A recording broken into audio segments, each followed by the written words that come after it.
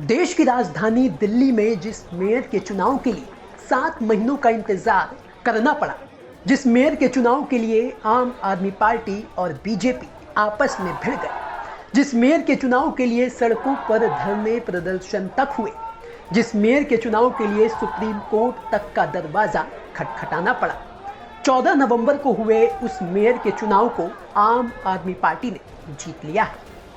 जी हाँ, बता दें कि आम आदमी पार्टी के उम्मीदवार महेश खींची चुनाव जीतकर अब मेयर बन चुके हैं। साथ ही डिप्टी मेयर भी आम आदमी पार्टी का बन गया है।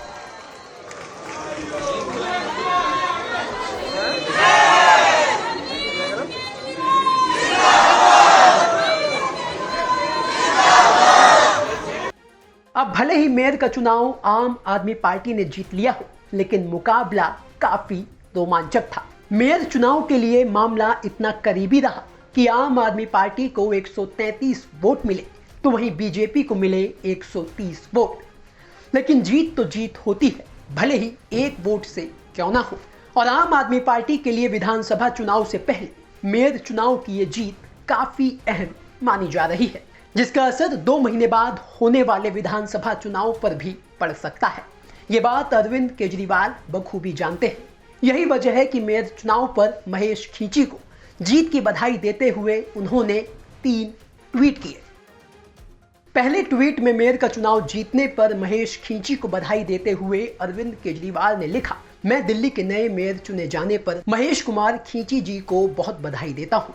मैं चाहूंगा कि वह मन लगाकर जनता के लिए काम करें और एमसीडी में हो रहे अच्छे कामों को भी और आगे बढ़ाएं। दूसरे ट्वीट में डिप्टी मेयर रविंद्र भारद्वाज को जीत की बधाई देते हुए अरविंद केजरीवाल ने लिखा,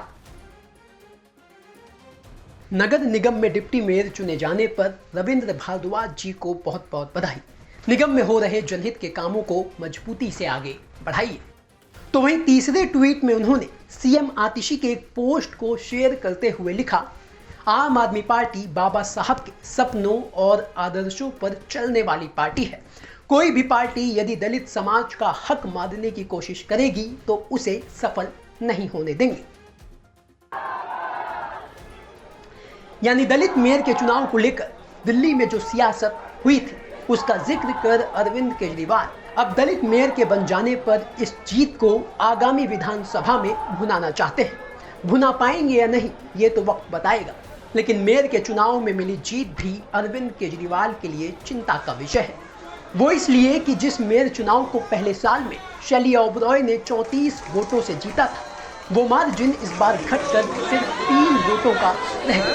10 पार्षदों ने बीजेपी के पक्ष में वोट किया और अगर उस वक्त पर कांग्रेस के पार्षदों को अपने होता तो मेयर चुनाव के जीत के जश्न का रंग शायद फीका पड़ सकता था। ब्यूरो रिपोर्ट, दिल्ली तक।